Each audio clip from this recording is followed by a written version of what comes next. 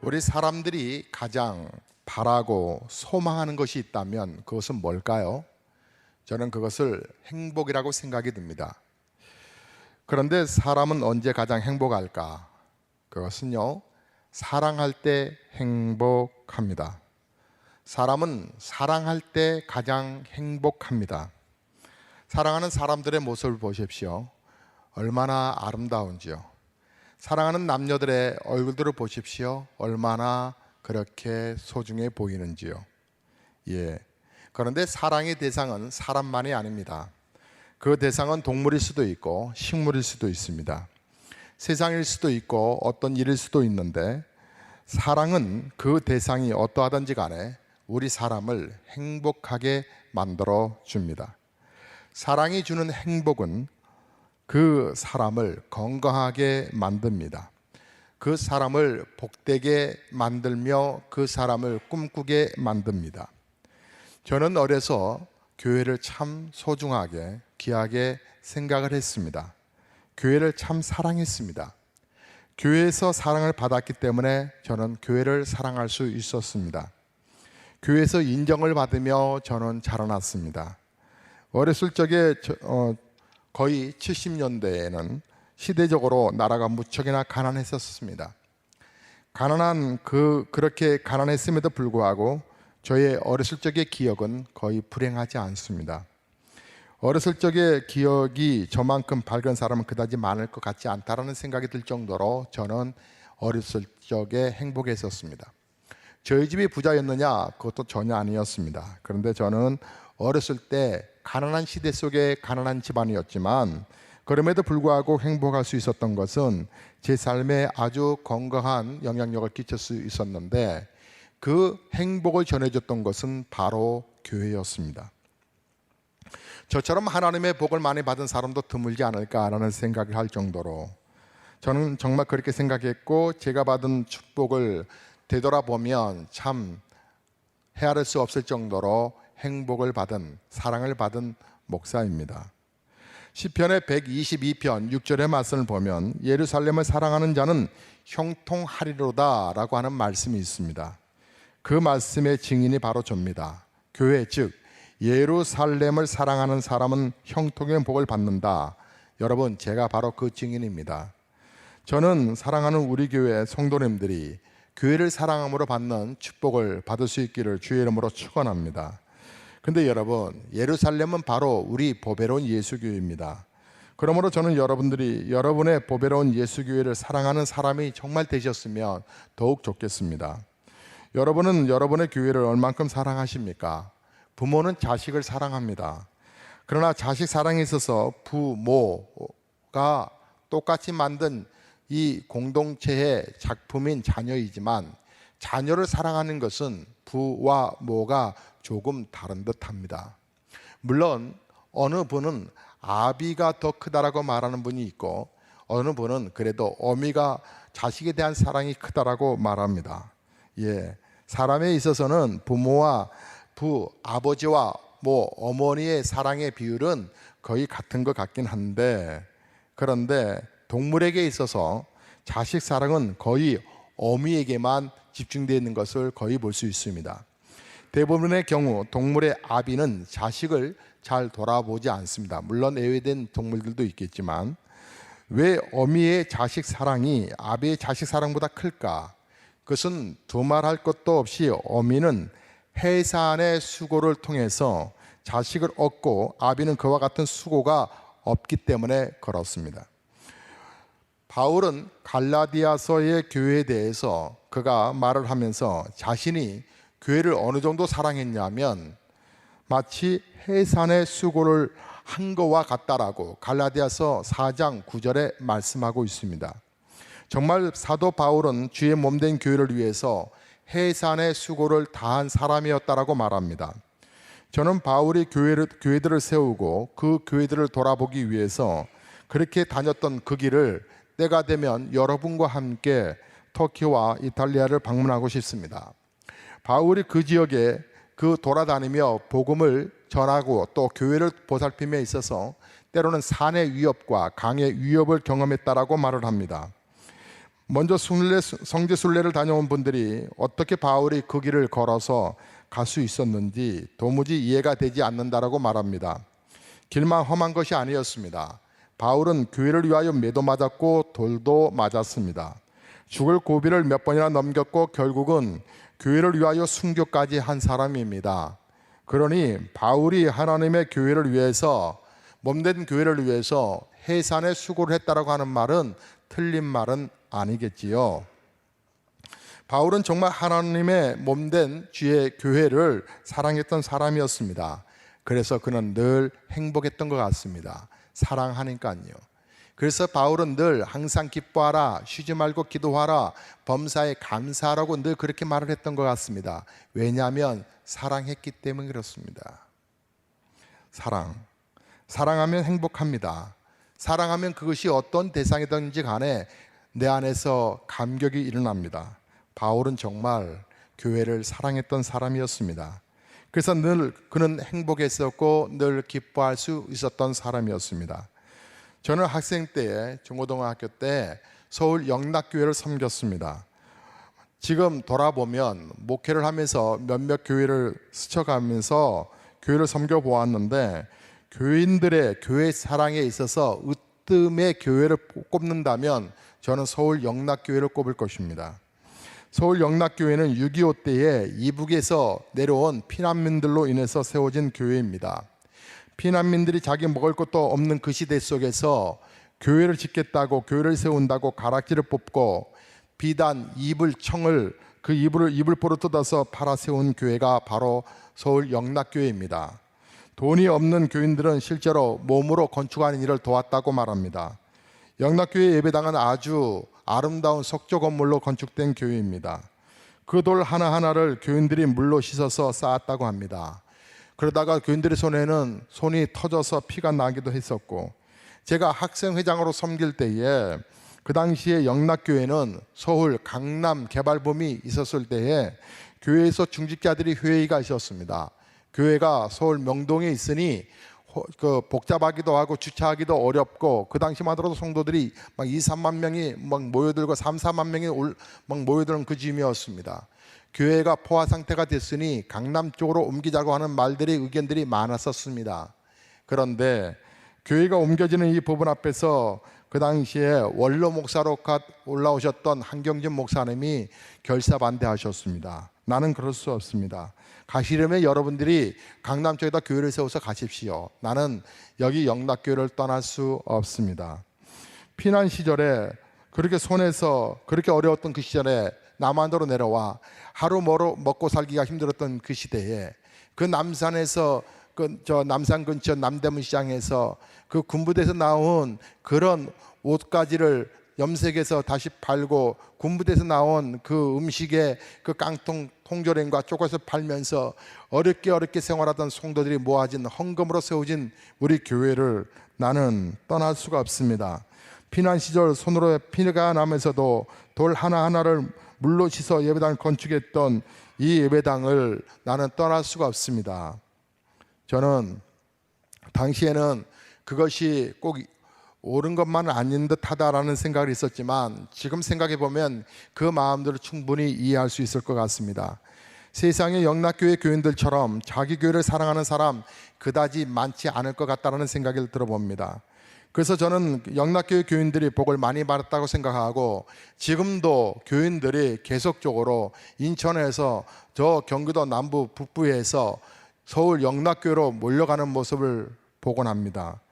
우리 교회가 이제 거룩한 부담 속에 우리 교회도 봉헌, 즉 빚이 없는 교회로 하기 위해서 봉헌주의를 지키려고 합니다. 이 교회를 봉헌하려고 하는데 예산이 약 50억 정도 준비가 되어야 합니다. 감사하게도 이 뜻에 우리 장로님들이 당회에서 해보자고 만장일치로 결의를 하고, 또 안수 집사님들도 모임에서 다 함께 하자고 결의를 했습니다. 그러나 제가 쉽게 동의되지 못했습니다. 왜냐하면 저는 여러분의 형편을 잘 알고 있기 때문에 그렇습니다. 그러나 성도들에게 이 말을 한다고 하는 것은 안 할 수도 없는 진퇴양난 속에서 저는 지난 간밤에도 거의 나를 세우듯 했습니다. 왜냐하면 여러분들의 생활의 눈물을 알기 때문에 그렇습니다. 그런데도 하나님은 저에게 이 메시지를 전할 것을 강요하셔서 어쩔 수 없이 전합니다. 우리 성도들이 한 가정의 가족 수대로 헌금을 작정하려 해도 청구자를 해야 합니다. 그래야 우리 한 구자에 500만 원씩 생각한다고 하면 우리 모든 부채를 다 해결할 수 있기 때문에 그렇습니다. 우리 교회 주일 예배 출석은 약 150여 명의 그 장년부가 그렇게 됩니다. 아이들까지 합치면 제적으로 말하면 약 500여 명이 됩니다. 1인당 정말 500여만 원씩 해도 반절밖에 채워지지 못합니다. 이제 우리 교회가 17년이 되었습니다. 하지만 성전 봉헌이라고 하는 이 말은 아직도 교회 깊이 뿌리를 내리지 못한 신자들에게는 부담이 되는 것만이 분명하기 때문에 50억의 건축 이 봉헌 헌금은 아주 매우 위험한, 잘못하면 교인들이 그 부담을 이기지 못하고 그냥 흩어질 수 있는 그런 위험성이기 때문에 그렇습니다. 모험이기 때문에 그렇습니다. 그런데 기도를 지난 한 주간에 깊이 기도하고 또 지난 1년 동안을 준비해 보면서 돌아보는 생각은 이 모험이 성공할 것 같습니다. 2년 전 운정직으로 교회가 땅을 사서 옮긴다 했을 때 교인들이 약 30%가 부담스럽다고 교회를 떠나갔습니다. 하지만 교회는 이 교회가 이단에게 쉽게 팔 수는 없었기 때문에 그것을 주저하다가 거룩한 부담을 갖자라고 거룩한 고생을 하더라도 이단에게 교회는 물려줄 수 없다라고 하는 결정으로 운정지역을 포기했습니다. 교회가 약 장년부가 재적수로는 한 800여 명까지 올라가다가 30% 정도가 빠져나갔을 때에 교회는 많이 힘들었습니다. 하지만 남아있는 성도들이 그 무거운 짐을 지고 잘 감당해서 여기까지 왔습니다. 우리 교회는 보이지 않는 힘이 있는 교회입니다. 우리 교회는 마귀가 아무리 큰 돈을 주고 이 교회를 팔으라고 했을 때에도 무너지지 않았던 그러한 영향력이 있는 교회입니다. 이제 우리가 사단에게 굴복하지 아니하고 길바닥에서 예배드릴 각오를 하면서 정말 교회를 지키는 일들을 해왔던 우리에게 이제 우리 후손에게 부담을 주지 않기 위해서 봉헌하려고 합니다. 여러분, 미국과 캐나다를 다녀오신 분들은 정말 기름진 땅이라고 말을 합니다. 미국에서 목회하고 있는 친구는 계속적으로 몇 년 전부터 계속 교회 본교에 와서 집회도 해주고 그리고 편히 쉴 것을 저에게 계속적으로 요구했습니다. 하지만 교회가 아직도 목사가 좀 더 돌아볼 곳이 많이 있다고 생각해서 모든 부분을 미루었습니다. 그 친구는 말을 하기를 이것은 너무나 기름진 땅이야. 그런데 이상하지? 태풍만 한번 불면 이 나무들이 웬만한 나무들이 다 뽑히고 말아. 자, 기름진 땅에서 자라는 나무와 식물들이 얼마나 건강하게 크게 잘 자라는지 모르는데 그런데 바람이 조금만 세게 불면 다 뽑히더라고 하는 것입니다. 그 이유는 뿌리가 깊지 않기 때문에 그렇습니다. 뿌리채 뽑혀진 나무들을 보면 그 아람들이 큰 나무들이 한순간에 말라서 비틀어져 가는 모습은 정말 보기 흉하다고 말합니다. 깊게 힘들게 뿌리 내리지 않으면 얼마든지 물과 영양적인 부분을 물론 기름진 땅이었기 때문에 쉽게 공급받을 수 있지만 그러나 깊이 뿌리 내리지 못하기 때문에 웬만한 비바람에는 깊이 내리지 못했으므로 뿌리채 뽑히는 것을 보게 됩니다. 우리 교회는 17년에 오면서 보이지 아니하게 정말 모든 풍랑들을 견디고 왔습니다. 그래서 보이지 않게 뿌리가 밑으로 뻗어 있기 때문에 이번 이런 결정에도 우리는 큰 이 어려움은 없으리라고 생각이 듭니다. 저는 제가 분석해 본 바에 의하면 우리 교인들의 헌금 생활과 수준은 다른 교회 그 교인들보다 높지도 그렇다고 해서 절대로 낮지도 않습니다. 우리 교회적인 법원 앞에서 이 부분을 우리가 감당하기 위해서 봉헌이라고 하는 거룩한 부담의 슬로건을 걸었지만 제가 기도하다가 내린 결론은 이 부담을 하나님께서 우리에게 허락하셨다고 하는 것은 그러나 이 부담을 통해서 교회가 더 건강해질 수 있겠다라고 하는 은혜라고 하는 생각이 들기 시작했습니다. 저는 다음 주에 이 메시지적인 부분을 한 번 더 전할 것입니다. 그러나 그와 같은 설교는 다시 하지 않으려고 합니다. 왜냐하면 저와 여러분이 그렇게 수준 낮은 신자들이 아니기 때문에 그렇습니다. 헌금에 관한 부분들은 정말 거룩한 부담입니다. 하지만 교회가 처한 이 문제 앞에서는 정말 우리가 해야 할 거룩한 사명이기 때문에 하지만 이 부분을 계속 많이 반복한다고 해서 우리가 동참하고 동참하지 않고 그 정도의 수준 낮은 신자가 아니라고 하는 것입니다. 여러분, 우리가 하루에 생활할 때 얼마나 돈을 아껴가며 삽니까? 슈퍼에서 물건 하나 고를 때도 얼마나 값을 따져보고 돌아보면서 삽니까? 그런데 말입니다, 이런 고민들도 사실 생명이 있을 때에 할 수 있는 것이지 생명이 떠나버리면 아무것도 할 수 없는 일입니다. 지난 주간에 우리 성도 가운데서 그동안에 병원에서 고생하시던 박명자 성도라고 하는 집사님이 세상을 떠나셨습니다. 교회에서 조문을 다녀왔는데요, 마음이 좀 씁쓸했습니다. 그분은 고생하시다가 세상을 떠났기 때문에 그렇습니다. 그런가 하면 장정길 집사님이 뼈가 금이 가서 이제 수술을 하셨습니다. 일산병원에서 회복 중에 계시고요. 또 우리 손양순 권사님이 지난 수요일 날 오전 예배를 우리와 함께 은혜 가운데 잘 드렸습니다. 한데 집에 가셔서 쓰러지셔서 다행히 손주 녀석이 일찍 학교에서 오는 바람에 발견되어서 병원에 옮겨서 중환자실에서 정말 의식 없이 계시다가 어제 의식이 돌아오시고 이제 말은 큰 소호흡기는 떼고 이제 말은 못하시지만 의식이 많이 돌아왔고 눈동자도 돌아왔다는 얘기를 들었습니다. 얼마나 감사한지 모릅니다. 우리와 함께 호흡했던 분이시고 함께 걸으셨던 분이고 함께 예배했던 분입니다. 3, 4일 전의 얘기입니다. 그런데 지금은 중환자실에서 회복의 시간을 기다리고 있는데 여러분 기도를 좀 많이 해주시기 바랍니다. 얼굴을 보시면 아하 이분이시구나 아실 것 같아서 화면을 좀 보여드릴까 했었는데 그렇지 않아서 여러분 생각해 보십시오. 우리가 고민하는 것도 생명이 있을 때 하는 겁니다. 여러분 이 연세가 드셔서 쓰러지는 게 아닙니다. 요즘은 30대도 쓰러지고 40대도 쓰러지고요, 50대는 팍팍 쓰러지는 나이입니다. 우리가 고민할 수 있는 거, 하나님 앞에 헌신할 수 있는 거, 이것도 생명 있을 때나 할 수 있는 것입니다. 저는 50억의 헌금을 마련하는 것을 해산의 수고라고 말씀드리기에는 좀 그렇지만 교회가 문제가 있을 때, 어려움이 있을 때 방관하지 아니하고 무거워도 그 부담을 지겠다고 하는 것을 훈련하고 연습하기에는 딱 좋은 정도의 숙제와 훈련이 아닐까 그 생각을 해보았습니다.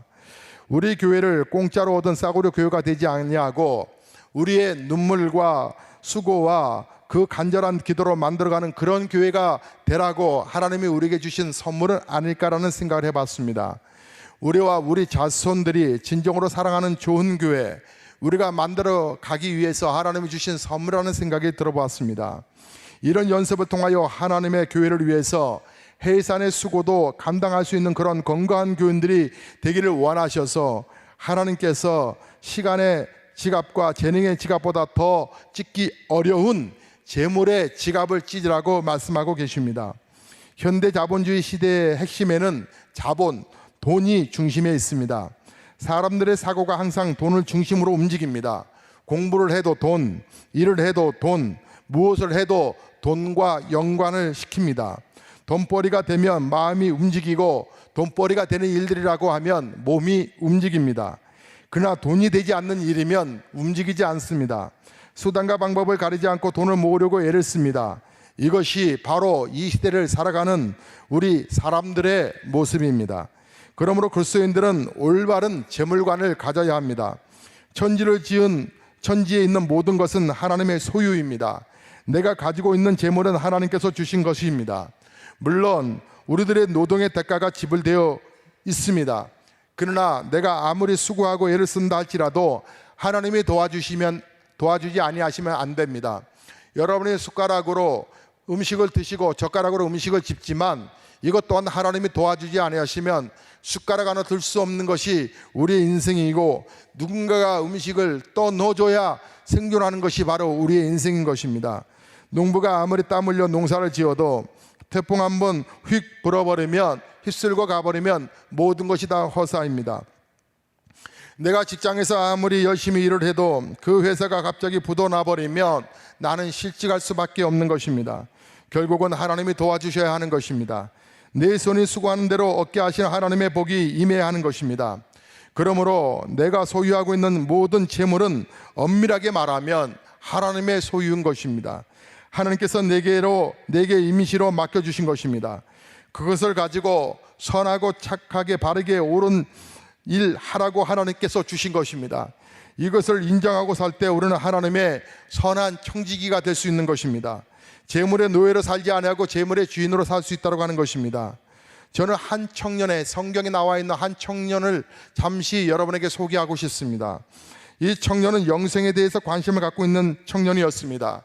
젊은 시절에 많은 재물을 가지고 있는 청년이 종교의 문제, 구원의 문제에 대해서 관심을 가진다는 것 자체가 참 대단하고 깨어있는 청년인 것은 분명합니다. 어느 날 예수님께 다가왔습니다. 내가 무슨 선한 일을 하여야 영생을 얻을 수 있겠습니까? 예수님은 내가 생명에 들어가려면 계명들을 지켜야 된다고 말씀하셨지요. 그러자 그 부자 청년은 어떤 계명을 지켜야 되는지를 되묻습니다. 그러자 예수님은 십계명의 말씀을 통한 하나님의 사랑과 이웃을 내 몸처럼 사랑해야 한다고 가르쳐 주셨습니다. 그러자 이 청년이 놀라운 대답을 합니다. 이 모든 것을 내가 지켜 싸운데 무엇이 아직도 부족하리이까? 그는 종교적으로 정말 특심이 있었던 사람이었던 것만은 분명합니다. 젊은 부자가 하나님의 계명을 자신 있게 지켰다라고 말할 수 있다고 하는 게 과연 정말 쉬운 일일까요? 그런데 예수님이 그에게 직격탄을 날리십니다. 21절에 그 말씀을 보면 예수께서 이르시되 내가 온전하고자 할진대 가서 내 소유를 팔아 가난한 자들에게 주라. 그리하면 하늘에서 보화가 내게 있으리라. 그리고 와서 나를 따르라 하시니. 자, 지금까지 부자 청년이 영생을 얻기 위한 행동은 문제가 있었다고 하는 것을 암시합니다. 아무리 계명을 지켰다 할지라도, 아무리 그 속에 가장 중요하게 생각하는 그 부분에 일을 했다 할지라도, 그가 재물의 지갑을 찢지 않는 한 그의 모든 종교적인 행위는 가짜였다라고 하는 것을 말씀하고 있습니다. 왜 그렇습니까? 재물이 있는 곳에 마음이 있기 때문에 그렇습니다. 아무리 형제를 사랑한다 할지라도 내 지갑을 털어서 필요를 채워지지 않는 한 말장난에 불과합니다. 내가 정말 나를 사랑한다면 내가 그토록 소중하게 여기는 소유를 팔아서 정말 너가 나 예수를 사랑한다면 정말 너의 소유를 팔아서 가난한 자들에게 주라 했을 때에 그것이 바로 하늘에 보화를 쌓는 비결이라는 것을 말씀하셨을 때 그 청년은 심히 고민을 합니다. 내가 소중히 여기는 바로 그 재물을 노예 상태에서 벗어나지 못하는 한 하나님 나라에 합당하지 못하다라고 하는 것입니다. 근데 그 청년의 반응을 보십시오. 그 청년이 재물이 많으므로 이 말씀을 듣고 근심하며 가니라고 말씀합니다. 여기 부자의 청년의 딜레마가 있습니다. 이 말씀을 듣고 할렐루야 기뻐하며 간 것이 아니라 근심하며 갔다라고 하는 것입니다. 오늘 이 메시지는 여러분에게 부담이 되어서 여러분이 근심하며 교회를 떠나갈 수도 있을 것입니다. 이 이후로 이 부자는 성경에 다시 등장하지 않습니다. 결국 부자 청년은 주님보다는 재물을 더 귀하게 여겼던 것이었습니다. 그가 행한 모든 행위는 종교적인 쇼에 불과했다고 하는 것입니다. 내가 주님을 사랑했다라고, 내가 교회를 사랑했다라고 하는 말들은 다 말장난에 지나지 않았다고 하는 것입니다. 사람이 아무리 재물을 많이 가졌다 할지라도 부자로는 오래 기억되지는 않습니다. 그가 하나님이 주신 재물을 어떻게 선용하느냐에 따라 기억될 뿐입니다. 영화 신들러 리스트의 주인공 오스카 신들러는 히틀러의 만행 앞에서 유태인들을 구출할 계획을 세웠습니다. 그는 신들러 리스트 자신이 건져내야 할 유대인들의 목록을 만들고 자신의 모든 재산을 바쳐서 생명을 건집니다. 그의 마지막 돈을 다 털어서 유태인들을 기차에 태워 보낸 후 그는 솔로에 앉아 하염없이 하늘을 쳐다보고 있습니다. 그리고 솔로 그 가까이에 아직도 그를 쉽게 떠나지 못하고 있는 그를 향하여서 다가오는 수많은 유태인들 가운데 한 사람이 무심코 자기에게 끼워준 금반지, 그리고 그가 소리를 지릅니다. 내가 왜 이것을 끼고 있지? 이 금반지를 팔았더라면 한 사람의 생명을 더 구할 수 있었을 텐데 이것을 왜 끼고 있지? 통곡합니다. 저는 영화 신들러 이 리스트의 모습 속에서 저는 여러 생각이 마음에 교차했습니다. 내게 돈이 조금만 더 있었다라면 한 사람 더 구할 수 있었을 텐데. 여러분, 예수님은 한 생명이 천하보다 귀하다라고 말씀하셨습니다. 그것은 그 한 영혼을 구원하는 것이 우주를 건지는 것과 같은 의미이기 때문에 그렇습니다. 실제적인 영화 실화를 바탕으로 한 이 신들러 리스트, 신들러의 한 사람의 고귀한 노력이 죽어가는 수천 명의 유태인들의 목숨을 구한 것입니다. 오늘 우리 교회가 바로 헌당하자라고 하는 이유와 목적은 우리 교회만을 위한 교회 헌금은 아무런 의미가 없을 것입니다. 우리 교회는 지금도 지옥으로 달려가는 영혼들을 살려내기 위해서 새벽마다 김밥 전도를 하고 나름대로 몸부림쳐 이곳저곳에서 희생과 거룩한 봉사를 아끼지 않고 있습니다. 그것은 바로 영혼 살리기 위함인 것입니다. 무드 신학교의 총장을 지낸 조지 스위팅 박사가 이런 말을 했습니다. 우리가 죽을 때 우리가 묻게 될 가장 중요한 질문은 내가 얼마를 벌었는가가 아니라 그의 나라를 위해서 얼마를 드렸는가가 될 것이다 라고 그랬습니다. 그렇습니다. 오늘 우리에게 중요한 것은 얼마나 모아서 벌어 모았느냐가 아닙니다. 얼마나 주님의 나라를 위해서 얼마나 하늘에 쌓느냐 하는 것입니다. 주님께서 저와 여러분에게 묻고 계십니다. 너는 지금 나라를 위해서 무엇을 얼마큼 쌓아두고 있느냐고요. 사랑하는 성도 여러분, 우리가 그토록 소중하게 여기는 시간, 재능을 재물과 함께 예수님 앞에 드릴 수 있는 마음이 되어야 합니다. 내가 지갑을 찢지 아니하고 주님을 섬긴다는 것은 부자 청년의 바로 종교 행위와 같습니다. 저는 예수님께서 제자들에게 말씀하신 말씀이 그렇게 인상적으로 다가왔습니다. 너는 가서 많은 사람들에게 이제 먹을 것을 구해올 수 있도록 해봐라고 말씀합니다. 제자들이 돈이 없는 것을 아셨던 우리 예수님이 왜 제자들에게 너희가 가서라고 하는 말씀을 하셨을까? 제자들이 말합니다. 우리 돈 없는 거 아시잖아요. 여기에 많은 사람들을 먹이려면 200데나리온이 필요합니다. 그때 우리 예수님이 다시 말씀하십니다. 너희에게 떡 몇 개가 있는지 보라고 말씀합니다. 너희의 삶의 모습을 보라고 말합니다. 너희의 삶의 모습을 바라보지 아니하고 없다라고 말하지 말라고 말씀하십니다. 저는 오병이어의 역사 5,000명을 먹이기에 오병이어는 정말 말도 안 되는 작은 것이었지만 그것을 드린 아이의 입장에서 보면 절대로 그것이 작은 헌신은 아니었을 것입니다. 아마 부자 청년이 이러한 마음이 있었으면 얼마나 좋았을까요?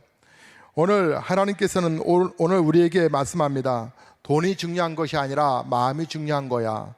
어린아이가 자기의 오병이어를 예수님께 드린 그 마음, 과부가 엽전 2잎을 하나님께 드리고 싶어 했던 그 마음을 우리 모두가 가지고 우리가 가서 너희에게 있는 것을 살펴 드리라고 말씀하신 이 말씀을 그대로 순종한다면 얼마나 역사가 일어날까라는 생각을 해봤습니다. 이제 말씀을 맺습니다. 저는 중학교 1학년 때 저희 집을 샀습니다. 왕십리에서 집 한 칸 새빵살이 하다가 저희 집을 샀을 때에 저희 집은 정말 축제였습니다. 이사 가는 날 얼마나 좋았는지요. 정말 도무지 잠을 이룰 수가 없었습니다. 방바닥도 손으로 새 장판을 깔은 그 장바닥을 만져보기도 하고 그 바람벽도 손으로 쓸어보기도 하고 도배한 이쁜 그 도배지 속에서의 그 집은 한옥집이었는데 너무나도 좋았습니다.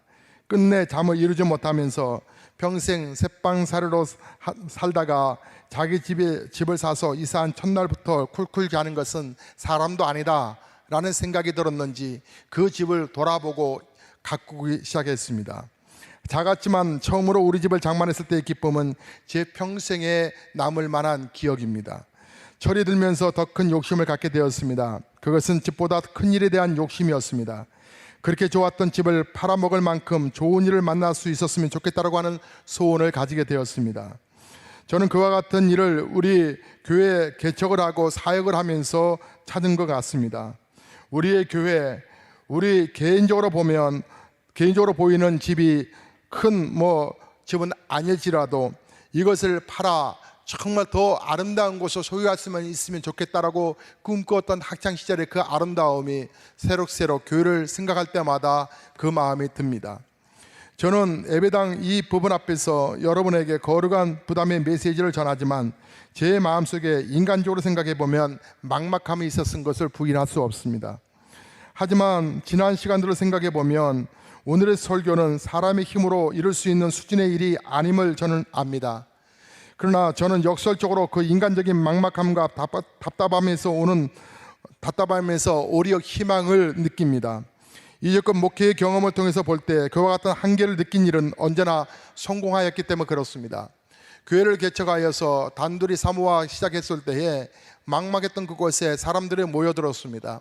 그 조그만 예배당이 가득 찼습니다. 그래서 샘트마리라고 하는 상가로 교회를 옮길 때에 주변에 있는 선후배 목사님들은 저보고 미쳤다 그랬습니다. 어떻게 월세 500만 원 보증금밖에 없는 교회가 2억 5천에 건물을 사겠느냐는 것이었습니다. 근데 정말 작정하고 금식하고 기도하고 출발했습니다. 그랬더니 하나님께서 선한 사람들을 붙여주셨습니다.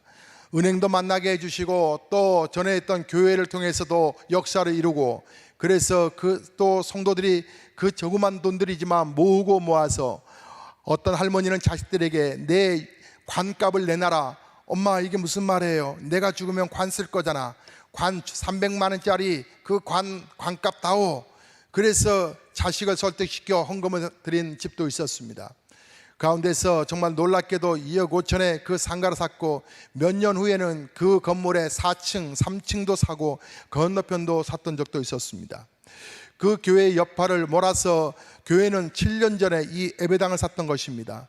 도무지 할 수 없는 일들을 우리는 감당해냈습니다. 하나님께서 이제 교회가 다시 한번 헌당의 부분 앞에서 우리가 몸부림치고 있습니다. 저는 어떤 일을 할 때에 인간적인 막막함과 답답함을 느낄 때 오히려 흥분이 됩니다. 하나님의 역사를 눈으로 체험할 수 있는 좋은 기회가 되기 때문에 그렇습니다. 저는 이 일을 하나님께 부탁하려고 합니다. 세상적인 욕심으로 완악해져서 돌같이 굳어져 있는 저와 여러분의 마음을 성령님께서 감동 감화시켜 주시기를 기도하려고 하고 있습니다. 다윗은 하나님의 성전을 건축하려고 하는 마음의 소원을 가지고 있었습니다. 하나님이 허락하지 않으셨음에도 불구하고 자기가 아니면 자기 아들 솔로몬 때라도 건축하기를 원하여 포기하지 아니하고 성전 건축 준비를 착실히 해왔습니다. 그리고 그 아들에게 이렇게 말을 했습니다. 역대상 28장 9절과 10절의 말씀을 보면 내 아들 솔로몬아, 너는 내 아비 하나님을 알고 온전한 마음과 기쁜 뜻으로 섬길지어다. 여호와께서 너를 택하여 성소의 전을 건축하게 하셨으니 힘써 행하시니라고 그는 마지막 유언을 합니다. 오늘 이 말씀이 오늘 여러분에게 거룩한 부담으로 다가올지언정 여러분이 이것을 회피하지 않기를 원합니다. 하나님께서 여러분을 통해서 이루실 일들을 여러분이 갖고 있는 것이 비록 오병이어 같다 할지라도 이것이 기적을 일으킨다는 창춤이라는 것을 기억하셨으면 참 좋겠습니다. 여러분이 우리 교회가 어떻게 왔는지 그리고 헌금은 어떻게 되는지 소책자를 여러분에게 나눠드렸습니다. 한 주간 기도 많이 하시면서 주의 거룩한 음성 앞에 우리 모두 다 순종해서 우리 교회가 다음 세대에 정말 물려줄 수 있는 어느 교회든지 간에 역사가 짙은 교회에는 거룩한 헌신과 희생들이 다 담겨져 있습니다. 50년이 지나고 70년이 지나고 100년이 넘은 교회들을 바라보십시오. 그 교회는 거룩한 성도들의 눈물과 거룩한 헌신들이 다 담겨져 있습니다. 큰 교회는 성도들이 헌금을 안 하는 줄 생각하는데 손님 신자로 다니면 헌금 안 할 수도 있습니다. 하지만 큰 교회들일수록 더 많은 여러 항목의 헌금을 한다고 하는 사실을 아십니까? 그러면서도 불구하고 그들이 헌금하는 것을 즐거워하는 이유가 있습니다. 그것이 바로 하나님께는 공짜가 없다고 하는 것을 알고 있기 때문에 그렇습니다. 사랑하는 성도 여러분, 주의 거룩한 음성 앞에 우리 모두 순종하십시다. 하나님께서 이 때를 위하여 저를 우리 보배로운 예수께 보내셨구나 하는 믿음을 가질 수 있기를 원합니다. 하나님은 여러분의 사랑을 확인하고 싶어 하십니다. 다 함께 기도하시겠습니다.